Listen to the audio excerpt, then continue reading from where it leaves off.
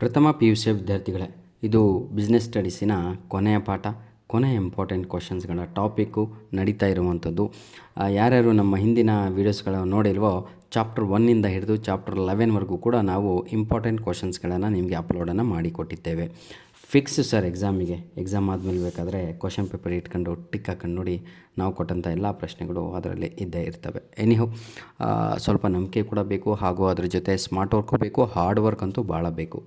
ಬನ್ನಿ sir, chapter 11 international business ಬಗ್ಗೆ ನಾವು ನೋಡೋದಾದರೆ ಇದರಲ್ಲಿ ಇಂಪಾರ್ಟೆಂಟ್ ಕ್ವಶನ್ಸ್ಗಳು ಏನೇನು ಅಂತ ನೋಡ್ತಾ ಹೋಗೋಣ.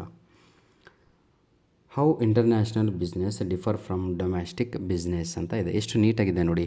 How international business is differ from domestic business, ಅದಕ್ಕೂ ಇದಕ್ಕೂ ಇರುವಂಥ ವ್ಯತ್ಯಾಸವನ್ನು ಬರೆಯಿರಿ ಅಂತ.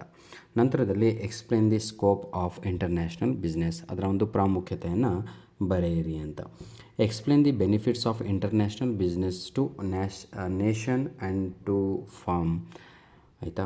ನಂತರದಲ್ಲಿ briefly explain the steps involved in the ಯಾವುದು ಇಂಪೋರ್ಟ್ ಪ್ರೊಸೀಜರ್ಸ್, ಯಾವ ಪ್ರೊಸೀಜರು ಅದನ್ನು ಬರೆಯಿರಿ.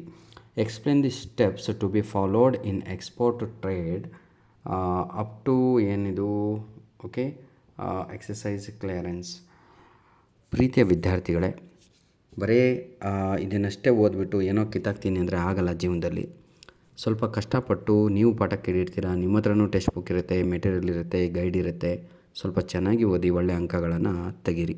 ಇದರ ಒಂದು PDF ಕಾಪಿಯನ್ನು ನಮ್ಮ ಡಿಸ್ಕ್ರಿಪ್ಷನ್ ಬಾಕ್ಸಲ್ಲಿ ಕೊಟ್ಟಿರ್ತೇನೆ, ಉಚಿತವಾಗಿ ಡೌನ್ಲೋಡ್ ಮಾಡಿಕೊಂಡು ಇಂಗ್ಲೀಷಿಗಾಗಿ ಎಲ್ಲದೂ ಕೂಡ ಈಗಾಗಲೇ ಅಪ್ಲೋಡನ್ನು ಮಾಡಿಕೊಟ್ಟಿದ್ದೇನೆ. ಮತ್ತೆ ಪುನಃ ಕೇಳಬೇಡಿ ಅಂತ ಹೇಳ್ತಾ ವಿಡಿಯೋನ ಇಲ್ಲಿಗೆ ಮುಗಿಸ್ತಾ ಇದ್ದೇನೆ. ಧನ್ಯವಾದಗಳು. All the best for your annual exams. God bless you all.